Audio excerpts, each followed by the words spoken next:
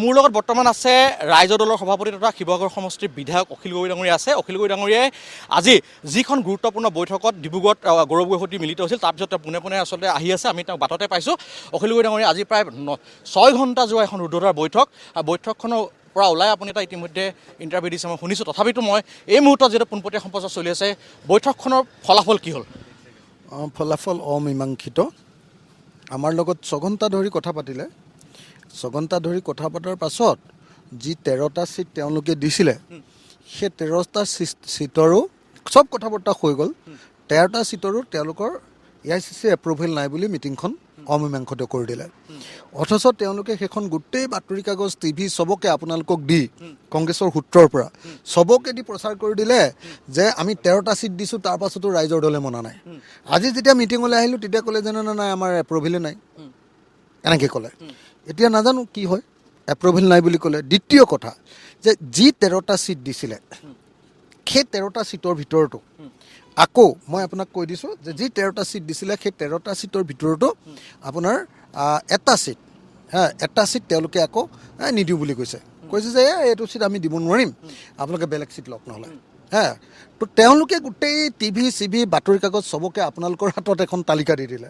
সেই তালিকাখন দি প্ৰচাৰ কৰি দিলে যে ৰাইজৰ দলে সেই এলায়েঞ্চ কৰা নাই, ৰাইজৰ দলৰ কোৰ্টতহে বলটো আছে।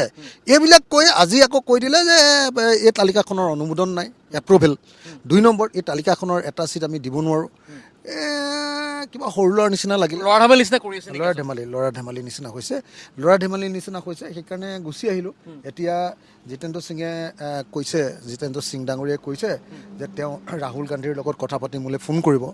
মই নাজানো আৰু বাকীখিনি কথা নাজানো। আৰু তেওঁ অখিল দা খুব ক্ৰুচিয়েল সময়, এই সময়খিনি আপুনি এই সময়ত সমষ্টিত থাকিব লাগে। সময় নাই 45 দিন কংগ্ৰেছৰ কাৰণে ৰৈ সময় বৰবাদ কৰি দিলোঁ। 45 দিন। আজি গৌৰৱক কৈছোঁ যে গৌৰৱ, মোকতো মাৰি পেলালা তুমি। তোমালোকে আমাক মাৰি পেলালা। তোমালোকৰ ডাঙৰ পাৰ্টি, তোমালোকৰ হেলিকপ্টাৰ আছে, আমাৰতো একো নাই। আমি এই ছেকেণ্ড হেণ্ড গাড়ীখন লগত লৈ যাব লাগিব।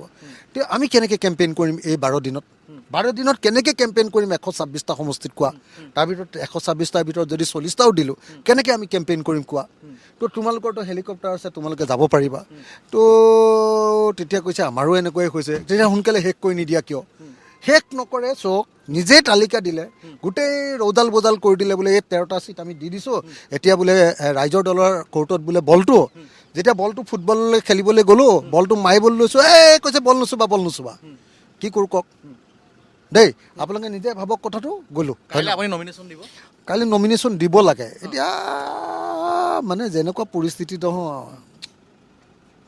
আজি যিখন বিজেপিয়ে প্ৰাৰ্থিত্ব তালিকা দিলে ইতিমধ্যে, সেই এইবিলাক কথা চাবলগীয়া সময় পোৱা নাই। 6 ঘণ্টা গৌৰৱৰ লগত চাহ খালোঁ, মানে কোল্ড কফি একাপ খালোঁ, ডাইট কোক এটা খালোঁ, তাৰপিছত ভাত খালোঁ, আৰু চবেই বহুত সময় ফূৰ্তি তামচা কৰি কথা পাতিলোঁ। কিন্তু লাষ্টৰ মিটিংখনত ক'লে যে এপ্ৰুভেল নাই নহয়, কি কৰোঁ এতিয়া বুলি ক'লে। আজি গৌৰৱৰ বডি লেংগুৱেজ কেনেকুৱা আছিল? Thank U.